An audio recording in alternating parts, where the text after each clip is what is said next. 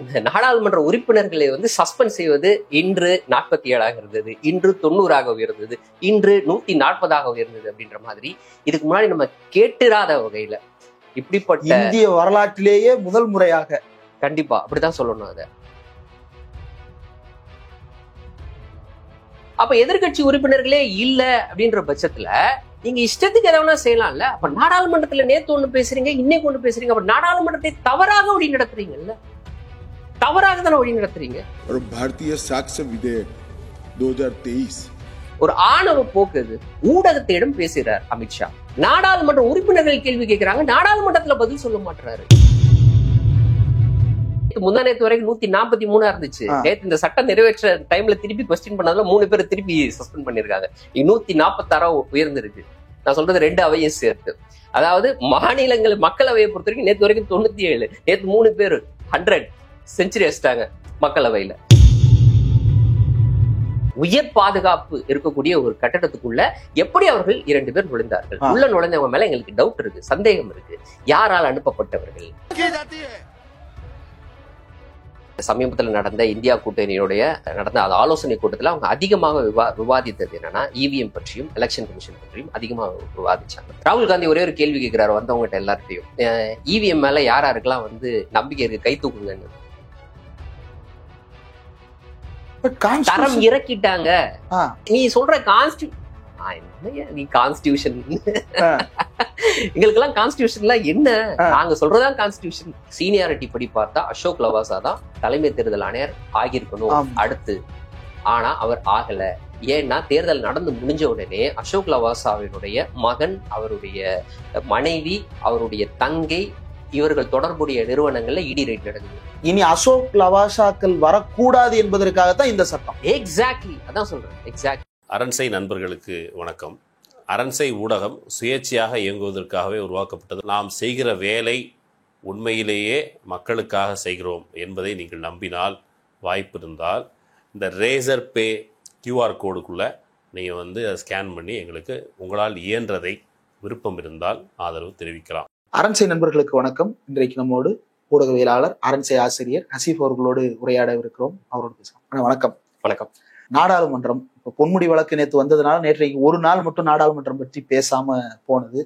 ஆனா பேசாம போன கேப்ல பல சம்பவங்கள் நடந்திருக்குது. 141 பேர் சஸ்பெண்ட் ஆனதற்கு பிறகும் நாடாளுமன்றத்துல பல மசோதாக்கள் தாக்கலாகி இருக்கிறது. அதுல ரொம்ப குறிப்பா ஐபிசி, சிஆர்பிசி, ஐஇஏ இந்த 3ஐயும் புதுசாவே மாத்துறாங்க. அமெண்ட்மெண்ட் கொண்டு வர்றதுன்றது வழக்கமா நடக்கிறது. ஆனா இந்த 3 சட்டத்தையும் புதுசா மாத்துறாங்க. முதல்ல வேற வேற பேர்கள்லாம் வைக்க போறதா சொன்னாங்க. பாரதிய நியாய சங்கீதா, பாரதிய சாட்சிய அப்படின்னு சொல்லிட்டு நிறைய சொல்லிட்டு இருந்தாங்க. இப்ப அந்த சட்டம் நிறைவேறிடுச்சு. நாடாளுமன்றத்துல மக்களவையிலேயே நிறைவேறிடுச்சு, நாடாளுமன்ற மாநிலங்களவையில நிறைவேறிடுச்சு, குடியரசுத் தலைவருக்கு அனுப்ப போறேன். அவ்வளவுதான், கையெழுத்து, சட்டம் வந்துருச்சு. இது எப்படி பாக்குறீங்க? என்னன்னா, நாடாளுமன்றத்தோட கடந்த ஒரு வார அந்த நடவடிக்கையை பார்த்தோம்னா நம்ம என்னன்னா, தமிழ்நாட்டில் ஏற்பட்ட வெள்ளப்பெருக்கு இல்லாட்டினா எங்கேயோ நடந்த ஒரு நேச்சுரல் கெலாமிட்டி ஏதோ ஒன்று. அப்போ அந்த நேச்சுரல் கெலாமிட்டியோடைய தாக்கம் அப்படின்றது ஒரு 3 நாள் 5 நாள் இருக்கும். அப்போ இன்று 5 பேர் உயிரிழந்தார்கள், இன்று அது 7 உயர்ந்தது, இன்று அது 10 உயர்ந்தது அப்படின்லாம் கேட்போம்ல. அதே மாதிரிதான் நாடாளுமன்றத்துல நாடாளுமன்ற உறுப்பினர்களை சஸ்பெண்ட் செய்வது இன்று 47 இருந்தது, இன்று 90 உயர்ந்தது, இன்று 140 உயர்ந்தது அப்படின்ற மாதிரி இதுக்கு முன்னாடி நம்ம கேட்டிராத வகையில இப்படிப்பட்ட இந்திய வரலாற்றிலேயே முதல் முறையாக கண்டிப்பா அப்படிதான் சொல்லணும். அதை அப்படியாக நாடாளுமன்றத்தில் எதிர்கட்சியினுடைய உறுப்பினர்களை சஸ்பெண்ட் செய்வது, அவர்களை இடைநீக்கம் செய்வது அப்படின்றது ரொம்ப சாதாரணமாக நடந்து கொண்டிருக்கக்கூடிய இந்த சூழல்ல தான் நீ குறிப்பிட்ட அந்த முக்கியமான மசோதாக்கள் இன்னைக்கு நிறைவேற்றப்பட்டிருக்கு. ஆனா சஸ்பெண்ட் பண்றதுக்கு அது சபாநாயகருக்கு சட்டப்படி அதிகாரம் இருக்குல்ல? சட்டப்படி அதிகாரம் இருக்கு. அதுல யாருமே இன்னைக்கு அதை பத்தி பேசவே கிடையாது. சரி, இன்னைக்கு நாடாளுமன்றத்துல எதிர்கட்சி உறுப்பினர்களே இல்லை, எல்லாரையும் நீங்க சஸ்பெண்ட் பண்ணிட்டீங்க. ஆனா இந்த 3 சட்டம் இருக்குல்ல, நீங்க இந்த 3 ஏற்கனவே நடைமுறையில் இருக்கக்கூடிய சட்டத்திற்கு பதிலாக இவர்கள் கொண்டு வந்திருக்கக்கூடிய புதிய சட்டம், அந்த சட்டத்தை அப்படியே அவங்க கொண்டு வந்தா கூட பரவாயில்ல. ஆனா அந்த சட்டத்தில் பல திருத்தங்கள் கொண்டு வரப்பட்டிருக்கு. இந்த திருத்தங்கள் குறித்து பேசுவதற்கு எதிர்கட்சிகளுக்கு அனுமதி அளிக்கப்பட வேண்டும். ஏன்னா இந்த திருத்தங்கள் தொடர்பாக இன்னைக்கு நாடாளுமன்றத்தினுடைய செலக்ட் கமிட்டிக்கு அனுப்பிச்சு வச்சாங்க. செலக்ட் கமிட்டி கொடுத்த ரெக்கமெண்டேஷனை இவங்க முழுமையா அக்செப்ட் பண்ணிட்டாங்களா இல்லையா அப்படின்ற ஒரு மிகப்பெரிய கேள்வி இருக்கு. அந்த ரெக்கமெண்டேஷனை எதிர்கட்சி கொடுக்கல. எப்படின்னா நாடாளுமன்ற விவாதம் நடந்தா தானே இருக்கும். விவாதம் நடக்கும்போது தானே எதிர்கட்சி பதிவு செய்ய முடியும். செலக்ட் கமிட்டி கொடுத்த இந்த ரெக்கமெண்டேஷன் நீங்க ஏத்துக்கல அப்படின்ட்டு. ஒரு உதாரணம் மட்டும் சொல்றேன், ஒரு சிம்பிள் உதாரணம். இந்த சட்டத்துல கொண்டு வந்திருக்க ஐபிசி பதிலா அவங்க கொண்டு வந்திருக்கக்கூடிய புதிய சட்டத்துல என்ன சொல்றாங்கன்னா, மருத்துவர்களுடைய கவனக்குறைவால் ஏற்படக்கூடிய உயிரிழப்பு, இதற்கு தண்டனை இருக்கா இல்லையான்ற கேள்வி. புதன்கிழமை உள்துறை அமைச்சர் நாடாளுமன்றத்துல பேசும்போது, மக்களவையில பேசும்போது என்ன சொல்றாரு? கிடையாதுன்றாரு. தண்டனை கிடையாதுன்ற, நல்ல கவனிச்சுக்கோ, கிடையாதுன்றாரு புதன்கிழமை. நேற்று வியாழக்கிழமை மாநிலங்களவையில அந்த சட்டம் நிறைவேற்றப்படும் பொழுது, மருத்துவர்கள் கவனக்குறைவால் ஒரு பேஷண்ட் இறந்து போனார்னா அவருக்கு அதிகபட்சம் 2 ஆண்டு தண்டனை இருக்கு அப்படின்ற ஷரத்து அந்த சட்டத்துல இருக்கு. அப்ப யாரால் இதை தடுத்து நிறுத்த முடியும்? நேத்து நீங்க ஒண்ணு சொன்னீங்க, இன்னைக்கு அந்த சட்டத்துல வேற இருக்கு அப்படின்ற விஷயத்த கண்டுபிடிச்சு யாரால் தடுத்து நிறுத்த முடியும்? எதிர்கட்சி உறுப்பினர்களால் தான் தடுத்து நிறுத்த முடியும். அப்ப எதிர்கட்சி உறுப்பினர்களே இல்ல அப்படின்ற பட்சத்துல நீங்க இஷ்டத்துக்கு எதனா செய்யலாம்ல. அப்ப நாடாளுமன்றத்துல நேத்து ஒண்ணு பேசுறீங்க, இன்னைக்கு ஒண்ணு பேசுறீங்க. அப்ப நாடாளுமன்றத்தை தவறாக வழி நடத்துறீங்கல்ல, தவறாக தானே வழி நடத்துறீங்க. முக்கியமான ஒரு சட்டம், இந்த முக்கியமான சட்டம் நிறைவேற்றப்படும் பொழுது எதிர்கட்சி உறுப்பினர்களே இல்ல. ஒட்டுமொத்தமாக யாருக்குமே பேசுவதற்கு அனுமதி கிடையாது, யாருக்குமே பேசுவதற்கு அனுமதி கிடையாது. ஒட்டுமொத்தமா ஒரு 10 பேர் பேசியிருக்கிறாங்க. அதுல ஏதோ 1-2 பேர் பிஜேபி, மீத எல்லாருமே வந்து என்னன்னா பிஜேபிக்கு ஆதரவா இருக்கக்கூடிய யாருன்னா Biju Janata Dal, YSRCP, TDP, சிவசேனாவோட Eknath சிண்டேவோட party, இவங்க எல்லாரும். ஒரே ஒருத்தர் தான் எம்ஐஎம் விட்டு வச்சிருக்கிறாங்க, அசாதீன் ஒவைசி. அவர் மட்டும் தான் பேசியிருக்கிறாரு இந்த சட்டம் தொடர்பாக. அவர் மட்டும் தான் பேசுறதுக்கான வாய்ப்பு அவருக்கு கிடைச்சிருக்கு. மற்றவங்க எல்லாம் தயார் பண்ணி வச்சிருந்தாங்க. காங்கிரஸ் பொறுத்த வரைக்கும் ஒண்ணு சொல்றாங்க, எங்களுடைய நாடாளுமன்ற உறுப்பினர்கள் இன்னைக்கு சஸ்பெண்ட் செய்யப்படாட்டினா இதுல மிகப்பெரிய அளவுக்கு நிபுணத்துவம் பெற்ற பல வழக்கறிஞர்கள் இருக்கிறாங்க காங்கிரஸ்ல. நான் குறிப்பிடக்கூடியவர்கள் யாராரு? ப. சிதம்பரம் இருக்கிறாரு, மணிஷ் திவாரி இருக்கிறாரு, இந்த மாதிரி பல சட்ட வல்லுநர்கள் உள்ள இருக்கிறாங்க காங்கிரஸ்ல. இவர்கள் இந்த சட்டம் குறித்து இவர்களுடைய மக்களினுடைய அந்த டவுட் இருக்குல்ல, மக்களை பாதிக்கக்கூடிய வகையில் இருக்கக்கூடிய ஷரத்துகள், இதையெல்லாம் வந்து பேசுவதற்கு இவங்க தயாரா இருந்தாங்க. யாரையுமே பேசுறதுக்கு இவங்க அனுமதிக்கல. எனக்கு ஒரு டவுட், கான்ஸ்டிடியூஷன் எப்படி இந்தியாவின் அரசமைப்பை தீர்மானிக்கிறதோ இந்தியாவின் பொது ஒழுங்கை தீர்மானிப்பது இது. அப்ப இது வந்து கான்ஸ்டிடியூஷனுடைய ஒரு பை ப்ராடக்டா தான் நம்ம இதை கன்சீவ் பண்ண வேண்டியது. எக்ஸாக்ட்லி. அப்ப கிட்டத்தட்ட ஒரு கான்ஸ்டியூண்ட் அசம்பிளி டிபேட் மாதிரி இது விவாதிக்கப்பட்டிருக்கணும், ஷரத்து பை ஷரத்து விவாதிக்கப்பட்டிருக்கணும். தினந்தோறும் மக்களை வந்து ஏதோ ஒரு வகையில பாதிக்கக்கூடிய ஒரு விஷயம், ஏதோ ஒரு வகையில பாதிக்கக்கூடிய விஷயம், தினந்தோறும் எல்லாருமே பாதிக்கக்கூடிய ஒரு விஷயம். அப்போ என்னால் தேர்ந்தெடுக்கப்பட்ட ஒரு நாடாளுமன்ற உறுப்பினர் எனக்காக நாடாளுமன்றத்துல பேசுவதற்கான வாய்ப்பு இன்னைக்கு பறிக்கப்பட்டிருக்கு. இல்ல நீ எல்லாரும் மக்கள் புரிந்து கொள்வதற்காக ஒரு விஷயத்த சொல்றோம். எதற்காக சஸ்பென்ஷன் நடந்துச்சு? எதற்காக அவங்களை சஸ்பெண்ட் பண்ணாங்க? ரொம்ப சிம்பிள். நாடாளுமன்றத்திற்குள் 2 பேர் உள்ள நுழைறாங்க. அவங்க கொண்டு வந்த அந்த வாயு அப்படின்றது அது ஒரு சாதாரண டம்மி வாயுவா இருந்துச்சு, அதனால எல்லாரும் தப்பிச்சுக்கிட்டாங்க. அதுவே அது ஒரு விஷவாயுவா இருந்தா என்ன இருக்கும்? எவ்வளவு பேர் எந்த வாயுன்றதுக்கான ஆதாரம் நம்மகிட்ட இல்லவே இல்ல. யாருக்கு எந்த பாதிப்பு ஏற்படல, அதனால நம்ம அதை கருதிக்கிறோம். அப்போ எந்த அது ஒரு ஹார்ம்லெஸ்ஸான ஒரு கேஸ் அப்படின்ற மாதிரி நம்மளே யோசிச்சுக்கிறோம். பட் அப்படிப்பட்ட ஒரு வாயுவை அவங்க உள்ள கொண்டு போயிருந்தாங்கன்னா என்ன நடந்திருக்கும்? எவ்வளவு பேர் இறந்திருப்பாங்க, எவ்வளவு நாடாளுமன்ற உறுப்பினர்கள் இறந்திருப்பாங்க. இது எப்படி நடந்துச்சு அப்படின்னு கடந்த காலங்களில் நாடாளுமன்றத்தின் மேல இந்த மாதிரி தாக்குதல் நடத்தப்பட்டிருக்கு. 2001 நடந்திருக்கு, 66 நடந்து நமக்கு நல்லா தெரியும். இந்த சமயங்கள் எல்லாம் ஆளும் கட்சியாக இருந்தவர்கள் அதை எப்படி கையாண்டாங்க? நந்தா பதில் சொன்னாரா இல்லையா? அத்வானி பதில் சொன்னாரா இல்லையா? அமித்ஷா பதில் சொல்லுங்க. இதைதானே கேட்கிறாங்க. ஏன் என்ன நடந்துச்சு, இதை நீங்க விளக்கணும் அப்படின்னு கேக்குறாங்க. இதை விளக்குவதற்கு உங்களுக்கு என்ன பிரச்சனை?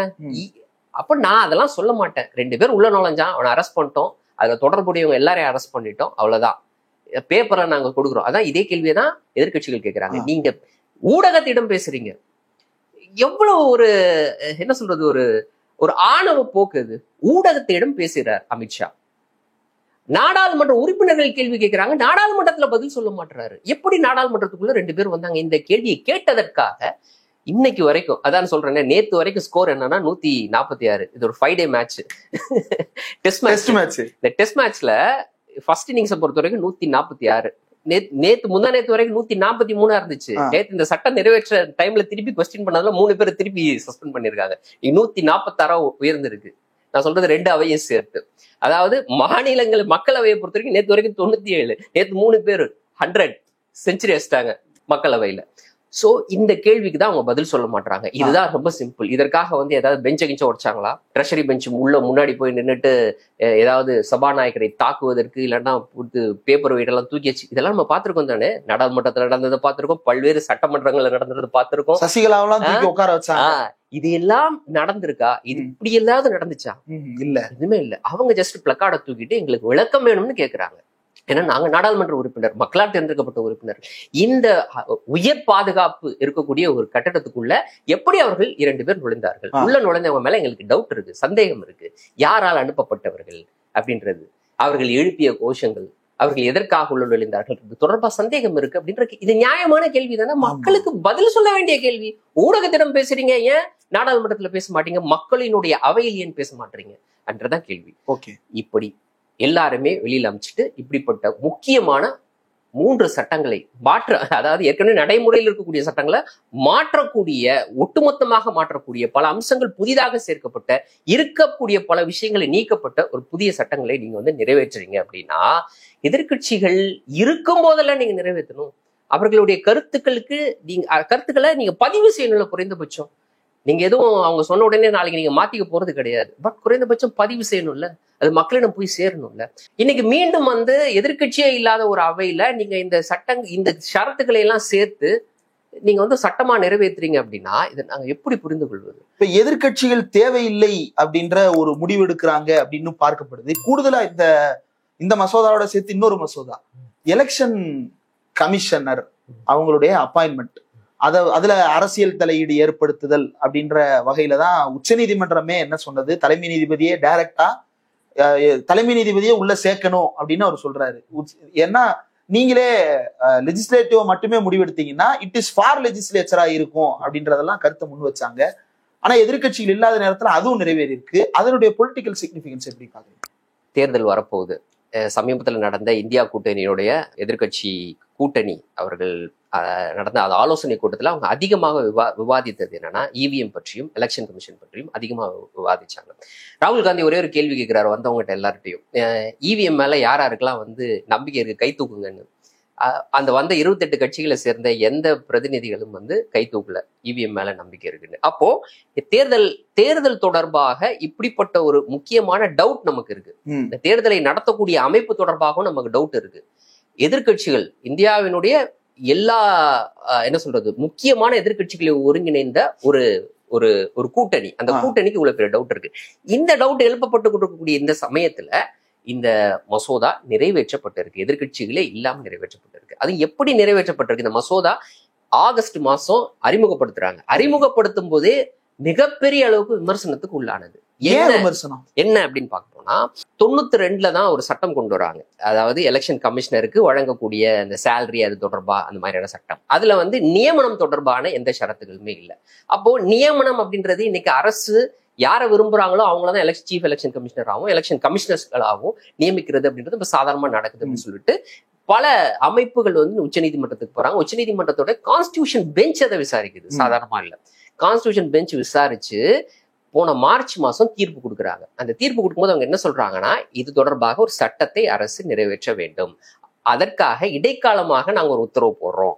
அந்த உத்தரவின் அடிப்படையில எலெக்ஷன் கமிஷனரும் தலைமை தேர்தல் ஆணையரும் தேர்தல் ஆணையர்களும் எப்படி நியமிக்கப்படுவாங்க அப்படின்னா, பிரதமர், எதிர்கட்சி தலைவரா இல்லாட்டினா, அதாவது அந்த அந்தஸ்து யாருக்கும் இல்லாட்டினா, எந்த கட்சிக்கு அதிகமாக உறுப்பினர் இருக்காங்களோ அந்த கட்சியினுடைய மக்களவை தலைவர் அவரு, அப்புறம் தலைமை நீதிபதி, இந்தியாவினுடைய உச்சநீதிமன்றத்தினுடைய தலைமை நீதிபதி, இந்த 3 பேர் அடங்கிய குழு தான் வந்து election commissioner, chief election commissioner சொல்றது, தலைமை தேர்தல் ஆணையர், தேர்தல் ஆணையர்களை நியமிப்பாங்க. இது இடைக்கால உத்தரவு. அப்போ இதென்னா டைரக்டிவ் பிரின்சிபல். அப்ப நீங்க ஒரு சட்டத்தை உருவாக்குகின்றீர்கள் என்றால் நாங்கள் கொடுத்திருக்கக்கூடிய இந்த உத்தரவின் அடிப்படையில் உங்கள் சட்டம் அமைய வேண்டும், அப்படிதானே அர்த்தம்? ஆமா. நீங்க சட்டம் நிறைவேற்றுங்க, நான் உத்தரவு போடுறேன், இடைக்காலமா நான் உங்களுக்கு ஒரு ஐடியா கொடுக்குறேன், இப்படிதான் இருக்கும் அப்படின்ட்டு. ஏன் முதல்ல இந்த வழக்கு நீதிமன்றத்துக்கு போச்சுன்னா இஷ்டத்துக்கு அவங்க நியமிக்கிறாங்க. ஆகவே இதற்கு ஒரு வரையறை கொண்டு வரணும். ஏன்னா எலெக்ஷன் கமிஷன் ஒரு இண்டிபெண்டன்ட் பாடி, அப்படியாகத்தான் அது செயல்பட்டாக வேண்டும். ஜனநாயகத்தினுடைய மிக முக்கியமான விஷயத்தை உறுதிப்படுத்தக்கூடிய ஒரு அமைப்பு, தேர்தல் நியாயமாக நடத்தி முடிக்க வேண்டிய ஒரு அமைப்பு.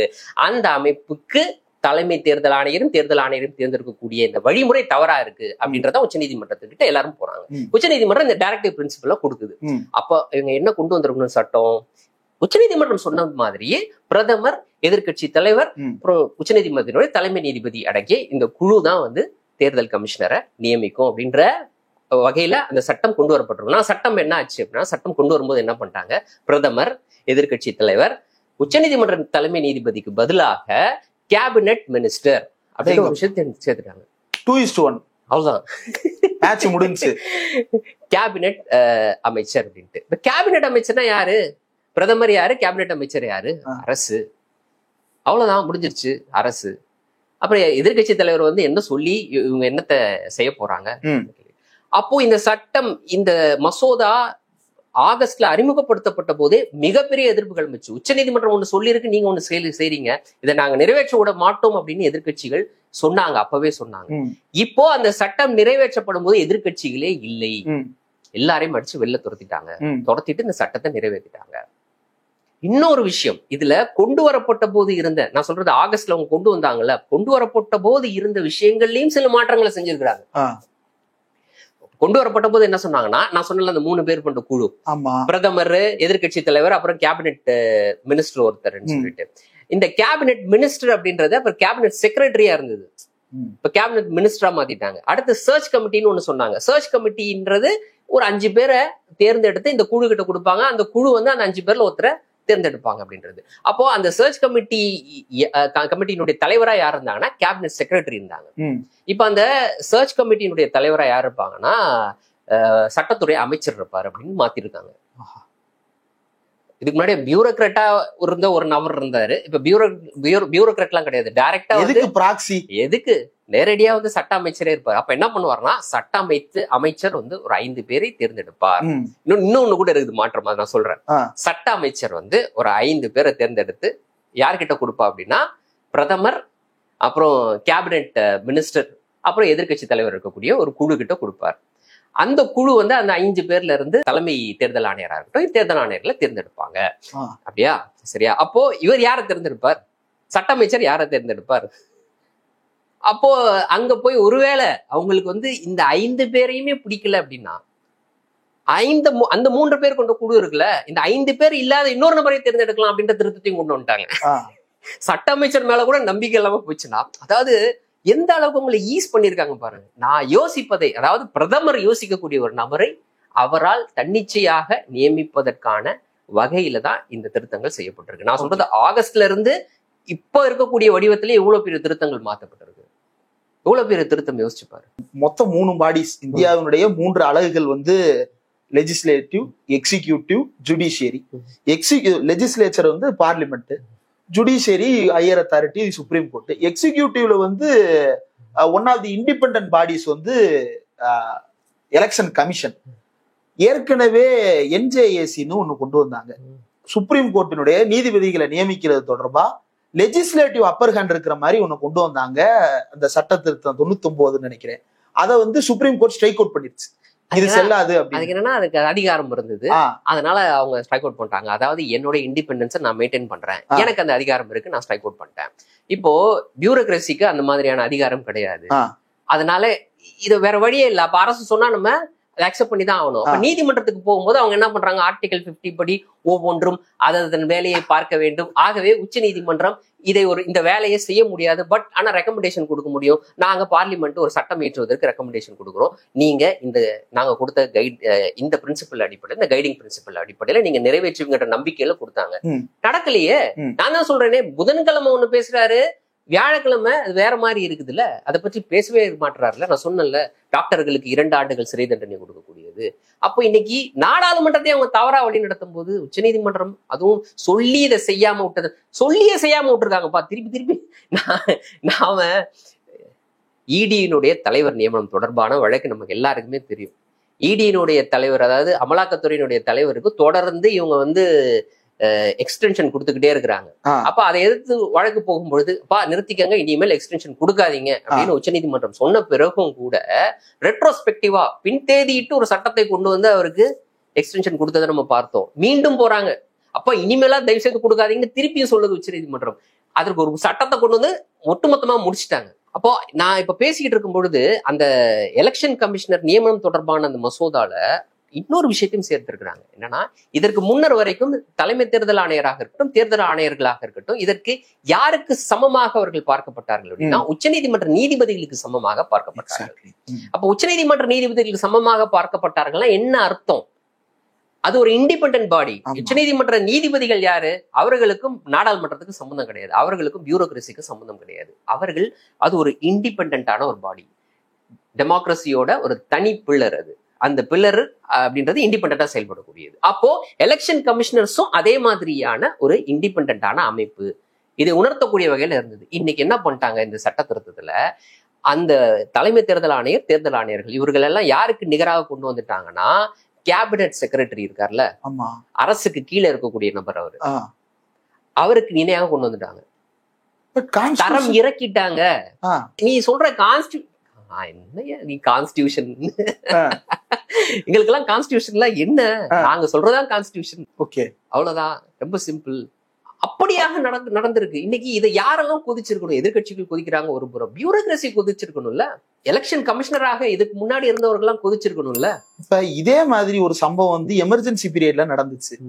சுப்ரீம் கோர்ட் நீதிபதியா வந்து எந்த விதமான சீனியாரிட்டியும் இல்லாத ஒருத்தரை இந்திரா காந்தி கொண்டு வந்ததுக்கு பிறகுதான் சுப்ரீம் கோர்ட் நேரடியா இந்திரா காந்திக்கு கண்டனம் தெரிவிச்சு ஃபார்ம் பண்ணாங்க. இப்ப அந்த மாதிரி ஏன் இப்ப இருக்கிற எலெக்ஷன் கமிஷனர் பேசக்கூடாது? கான்ஸ்டிடியூஷன் தான் அவரை வந்து ஃப்ரீ அண்ட் ஃபேர் எலெக்ஷன் நடத்துறதுக்கு இண்டிபெண்டா தானே அறிவிச்சிருக்கு. அவங்க ஏன் பேச மாட்டாங்க? சரி, நான் சொல்றேன். இதுக்கு இன்னொன்னு சொல்றேன். அசோக் லவாசா அப்படின்ற ஒரு எலெக்ஷன் கமிஷனர் இருந்தார், ரொம்ப நேர்மையான ஆளு. 2019 நாடாளுமன்ற தேர்தல் நடந்துச்சு. இந்த 2019 நாடாளுமன்ற தேர்தலுக்கு முன்னாடி புல்வாமா அட்டாக் நடந்துச்சு, பலாக்கோட் தாக்குதல் நடந்துச்சு. அப்ப புல்வாமா அட்டாக்கையும் பலாக்கோட் தாக்குதலையும், பலாக்கோட் தாக்குதல் நமக்கு தெரியும், இங்க இருந்து போய் பாகிஸ்தான்ல இருக்கக்கூடிய ஒரு இலக்கை தாக்கிட்டு வந்தாங்க அப்படின்னு சொல்லிட்டு, அப்பா நாங்க ஒரு சர்ஜிக்கல் ஸ்ட்ரைக் நடத்திட்டோம் அப்படின்னு பயங்கர பெருமையா பேசிட்டாங்க. புல்வாமா அட்டாக் தொடர்பா அதற்கு பிறகுதான் லேட்டரா பல தகவல்கள் வெளியில வந்தது. அந்த 44 வீரர்கள் பாதுகாக்கப்பட்ட உயிர்கள் பாதுகாக்கப்பட்டிருக்கலாம், செத்துருக்கவே மாட்டாங்க. அவங்களுக்கு விமானம் கொடுத்திருந்தா. அதான் நம்ம சொல்லல, அத சத்யபால் மாலிக், அதாவது பாஜகவால் அப்பாயிண்ட் செய்யப்பட்ட ஒரு துணைநிலை ஆளுநர், காஷ்மீருடைய துணைநிலை ஆளுநராக இருந்த அவர் சொல்றாரு, என்னன்னா விமானம் நான் கேட்டேன், விமானம் தர மறுத்துட்டாங்க, இறந்த உடனே நான் வந்து பிரதமர் எனக்கு கால் பண்ணாரு, நான் இந்த விஷயத்த அவர்கிட்ட பகிர்ந்துகிட்டேன், ஐயோ யாருக்கிட்ட இதை பத்தி வாய் திறக்க கூடாதுன்னு பிரதமர் என்கிட்ட சொன்னார் அப்படின்னு சத்யபால் மாலிக் வெளிப்படையா சொல்லியிருக்காரு. அப்போ 2019 அந்த தாக்குதல் நடந்த உடனேயே பிஜேபி பயங்கரமா சந்தோஷம் ஆயிடுச்சு அப்படின்ற விஷயம் எதன் மூலமாக நமக்கு தெரிய வந்துச்சு அப்படின்னா, 44 ராணுவ வீரர்கள் இறந்து போயிட்டாங்க அப்படின்றத நாம எப்படி பார்த்தோம், பிஜேபி எப்படி பார்த்துச்சு அப்படின்றதுக்கு ஆனா ஆதாரம் நமக்கு கிடைச்சது. எதன் மூலமா கிடைச்சது? அர்னாப் கோசாமியினுடைய சாட் ஹிஸ்டரி மூலமா நமக்கு கிடைச்சது. அவரும் வந்து அப்போதைய பார்க் தலைவரும் பேசிய அந்த சாட் ஹிஸ்டரி வெளியில வந்துச்சு. அதுல புல்வாமா தாக்குதல் நடந்தது அப்படின்ற தகவல் கிடைச்ச உடனே அப்பா சமடா அப்படின்ற மாதிரியான ஒரு எக்ஸ்பிரஷன் அவர் வெளிப்படுத்துறாரு. என்னன்னா, இதை வச்சு எலெக்ஷனை பிஜேபி அடிச்சிரும் அப்படின்னு. அதே எக்ஸ்பிரஷன் தான் பிஜேபியினுடைய எல்லா தலைவர்களுக்கும் இருந்திருக்கும். அதை எப்படி வெளிப்படுத்தினார்னா, பிரதமர் போற இடத்துல எல்லாம் பேசுறாரு, 44 ராணுவ வீரர்கள் இறந்து போயிட்டாங்கன்னு ஒப்பாரி வச்சாரு. நல்லா யோசிச்சு பாரு. சத்யபால் மாலிக்கிட்ட ஐயோ இதை பத்தி வாயை திறந்துடாத யாருக்கிட்டே அப்படி சொல்லிட்டு மக்கள்கிட்ட போய் ஐயோ 44 ராணுவ வீரர்கள் உயிரிழந்துட்டாங்க, பாத்தீங்களா நாங்க பாகிஸ்தான் மேல எப்படி விட்டோம் ராக்கெட்ட அப்படின்னு. இதையெல்லாம் பேசும்பொழுது இதெல்லாம் வந்து தேர்தல் விதிமுறைகளுக்கு எதிரானது, நடத்தை விதிமுறைகளுக்கு எதிரானதுன்னு காங்கிரஸ் கம்ப்ளைண்ட் கொடுக்குறாங்க அப்ப இருக்கக்கூடிய தேர்தல் ஆணையத்திடம். அப்ப அது தொடர்பாக தேர்தல் ஆணையம் விசாரணை நடத்துது. விசாரணை நடத்தும் போது அசோக் லவாசா மட்டும் வந்து ஆமாம் இவர் விதிமுறையை மீறுறார் அப்படின்றத வெளிப்படையா முன்வைக்கிறாரு. பொதுவா வந்து தேர்தல் ஆணையர், தலைமை ஆணையர் இருப்பாரு, அதற்கு கீழே 2 எலெக்ஷன் கமிஷனர்ஸ் இருப்பாங்க. இப்ப இந்த 3 பேருக்கும் ஒத்த முடிவு வரல அப்படின்னா ஓட்டெடுப்பு நடக்கும். ஓட்டெடுப்பின் அடிப்படையில, மெஜாரிட்டியின் அடிப்படையில அவங்க முடிவு எடுப்பாங்க. இதுதான் வந்து நடைமுறை. பெரும்பாலும் வந்து தலைமை தேர்தல் ஆணையர் எடுக்கிற முடிவை இவங்க 2 பேரும் ஒத்துப்பாங்க, தேர்தல் ஆணையர்கள். ஆனா அசோக் லவாசா அப்படி கிடையாது, அவர் நேர்மையான அதிகாரி. அவர் என்ன பண்றாரு, இவங்க தலைமை தேர்தல் ஆணையரும் இன்னொரு தேர்தல் ஆணையரும் என்ன முடிவு எடுக்கிறாங்கன்னா, இது வந்து தேர்தல் விதிமுறைகளுக்கு கீழே வராது, பிரதமர் பேசலாம் அப்படின்ட்டு. அதே டைம்ல அமித்ஷா இன்னொன்னு பேசிட்டு சுத்திட்டு இருக்காரு, என்னன்னா அப்பட்டமான இஸ்லாமோபோபிக் கருத்தை வெஸ்ட் பெங்கால்ல பேசுறாரு. 80-20 ரேஞ்சில பேசுறாரு. வெஸ்ட் பெங்கால்ல என்ன சொல்றாருன்னா, பங்களாதேஷ்ல இருந்து இந்தியாவுக்குள்ள குடி பெயர்ந்த அந்த இஸ்லாமியர்கள் எல்லாருமே வந்து கரையான்கள் அப்படின்னு சொல்றாரு. அப்படி இதுதான் இதெல்லாம் வந்து தேர்தல் ஆணையத்துக்கு கம்ப்ளைண்டா போகுது. அப்போ பிரதமருக்கு எதிரான விஷயத்தையும் விசாரிக்கிறாங்க, அமித்ஷாவுக்கு எதிரானதையும் விசாரிக்கிறாங்க. விசாரிக்கும் பொழுது இவங்க எல்லாம் ஒரு ஸ்டாண்ட் எடுக்கிறாங்க, இல்ல இது தப்பு இல்லைன்னு. அப்போ அசோக் லவாசா என்ன சொல்றாரு, நான் இதற்கு எதிரான கருத்தை தெரிவித்தேன் அப்படின்றத நீங்க வெளியிடக்கூடிய ஆர்டர்ல சேர்க்கணும் அப்படின்றாரு. ஏன்னா மக்களுக்கு தெரியணும், நான் என்ன சொன்னேன்றது மக்களுக்கு தெரியணும். நீங்க என்ன பண்ணுவீங்க, ரொம்ப சிம்பிளா இல்லைன்னு சொல்லி ஒரு ஆர்டர் போட்டுருவீங்க. இல்ல இது வந்து தேர்தல் நடத்த விதிமுறை கீழே வராது அப்படின்னு சொல்லிட்டு ஆர்டர் போட்டுருவீங்க. ஆனால் நடந்த கூட்டத்துல நான் ஒரு கருத்தை பதிவு செஞ்சேன்ல, அது மக்களுக்கு தெரியணும்ல, அதை நீங்க இன்க்ளூட் பண்ணணும்னு சொல்லி கேட்கிறாரு. இன்க்ளூட் பண்ண முடியாதுன்ட்டாங்க. 2019 தேர்தல் நடந்து முடியுது, மீண்டும் பாஜக ஆட்சிக்கு வருது. சீனியாரிட்டி படி பார்த்தா அசோக் லவாசா தான் தலைமை தேர்தல் ஆணையர் ஆகியிருக்கணும் அடுத்து. ஆனா அவர் ஆகல. ஏன்னா தேர்தல் நடந்து முடிஞ்ச உடனே அசோக் லவாசாவினுடைய மகன், அவருடைய மனைவி, அவருடைய தங்கை, இவர்கள் தொடர்புடைய நிறுவனங்கள்ல இடி ரைட் நடக்குது. பல்வேறு வழக்குகள் பதிவு செய்யப்படுது. அதற்கு பிறகு அவர் தான் தலைமை தேர்தல் ஆணையர் ஆகணும் அப்படின்ற ஒரு நிலைமை வரும் பொழுது அவர் என்ன பண்றாரு, இதுக்குள்ள இருக்கிறதுக்கு நான் வெளில போவேண்டான்னு ரிசைன் பண்ணிட்டு போயிடுறாரு.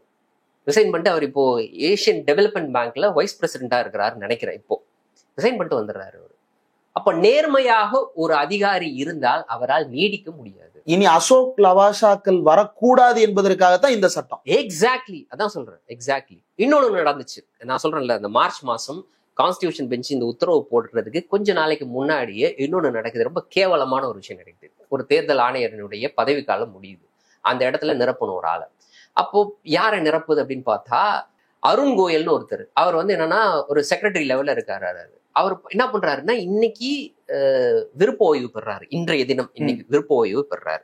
விருப்ப ஓய்வு பெற்ற உடனே அன்றைய தினமே வந்து இவர் வந்து அந்த எலெக்ஷன் கமிஷனராக இருக்கக்கூடிய அந்த குழு இருக்குல்ல, 3 பேர் தேர்ந்தெடுப்பாங்களா, அந்த லிஸ்ட்ல அவர் சேர்க்கப்படுறாரு. அடுத்த நாள் அந்த 3 பேர் லிஸ்ட்ல இருந்து இவர் தேர்ந்தெடுக்கப்படுறாரு, அருண் கோயல் தேர்ந்தெடுக்கப்படுறாரு. அதற்கு அடுத்த நாள் வந்து குடியரசுத் தலைவர் அதுக்கு ஒப்புதல் கொடுக்குறாரு. அதற்கு அடுத்த நாள் அவர் வந்து பொறுப்பேற்றுக்கிறாரு. எவ்வளவு வேகம்! அப்போ அவர் ஏன் வந்து வாலண்டரி ரிட்டையர்மெண்ட் கொடுத்தார் அப்படின்னா, ஏற்கனவே அவருக்கு தகவல் கொடுக்கப்பட்டிருக்கு, நீங்கள் தான் தேர்தல் ஆணையராக தேர்ந்தெடுக்கப்பட போகிறீர்கள்.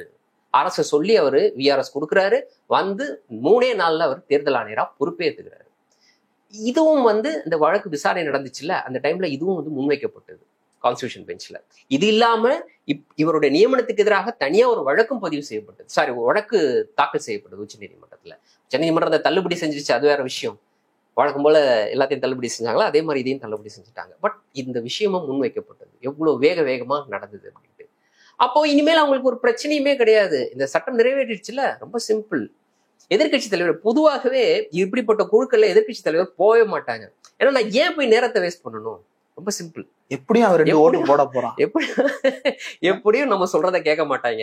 நாம பதிவு செய்யறதும் வெளியில வர போறது கிடையாது. நான் என்ன பதிவு செய்தேன், ஏது பதிவு செய்தேன் அப்படின்றது வெளியில வர போறது இல்லை. எதுக்கு போய்கிட்டுன்னு இந்த மாதிரி நிறைய குழுக்களினுடைய தலைவர்கள் நியமனம் எல்லாம் இருக்குது. அதெல்லாம் ஒண்ணுமே நடந்ததே கிடையாது. இது மாதிரிலாம் எதிர்கட்சி தலைவர்கள் போனதே கிடையாது. இப்ப ஒரு பார்வையை உருவாக்குறாங்க.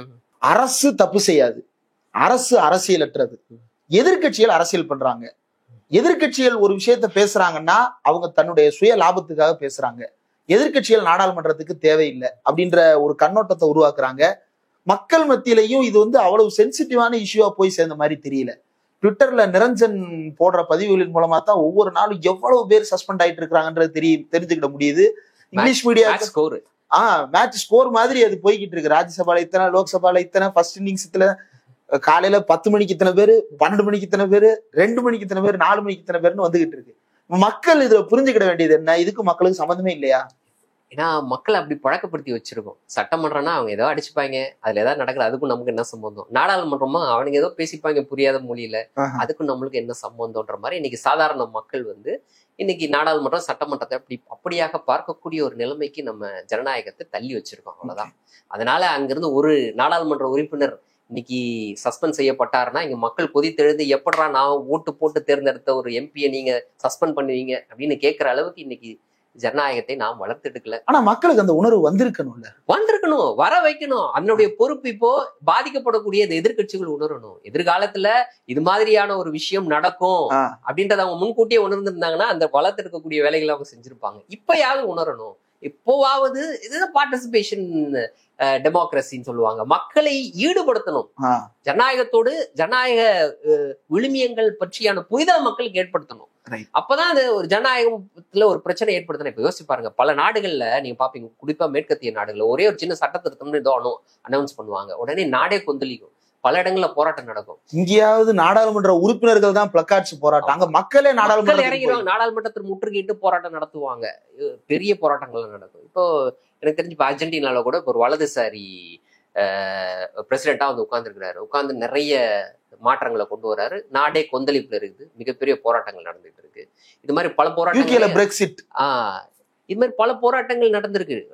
இந்தியாவில் அந்த மாதிரி ஒரு பிரச்சனைக்கு நடந்திருக்கா? இப்ப பாதிக்கப்பட்ட விவசாயிகள் தாங்கள் பாதிக்கப்படுவோம்ன்றதுக்காக ஒரு மிகப்பெரிய போராட்டம் நடத்தினாங்க. எனக்கு தெரிஞ்சு அதுதான் சமீபத்திலயும் இல்லை அதுக்கு முன்னரும் நடந்த இவ்வளவு பெரிய ஒரு சட்ட திருத்தத்திற்காக மக்கள் கூடி ஒரு போராட்டம் நடத்தினாங்க. வெறும் விவசாயிகள் மட்டும் கிடையாது, பலரும் அதற்கு ஆதரவளிச்சோம்.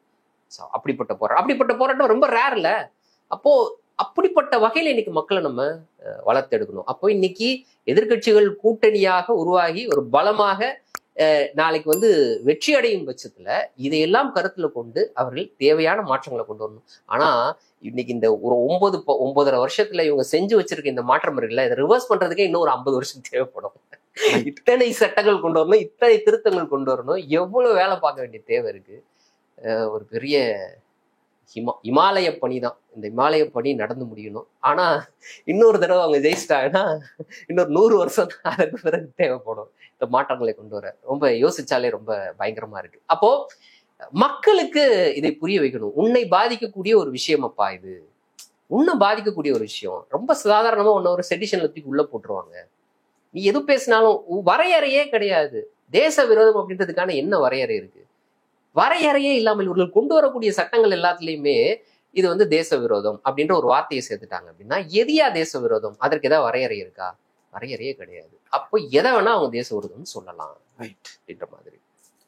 ரொம்ப மோசமான நிகழ்வுகள் நடந்து கொண்டிருக்கிறது நாடாளுமன்றத்திலும் நாடாளுமன்றத்துக்கு வெளியிலும். ரொம்ப ஒரு குரூஷியலான காலகட்டத்துல இருக்கும். இதுலயே கூட நமக்கு எதிரான சட்டங்கள் வந்து இப்போ ministry of electronics and information டெக்னாலஜில இருக்கிறதும் கூட ஐபிசிக்கு கீழே, சிஆர்பிசிக்கு கீழே இப்போ புதுசா கொண்டு வர்றதாலாம் உள்ளுக்குள்ள சட்டங்கள்ல இருக்கு. இன்னும் நம்ம இதை விரிவா பேசணும்னு நினைக்கிறேன். இன்றைக்கு இந்த விவாதத்தை இந்த நிலையில முடிச்சுக்கலாம். மக்கள் விழித்துக் கொள்வார்கள் நம்புவோம். இவ்வளவு நேரம் ஒதுக்கி இந்த நேர்காணல் தந்ததற்கு மிக்க நன்றி. வாய்ப்புக்கு நன்றி.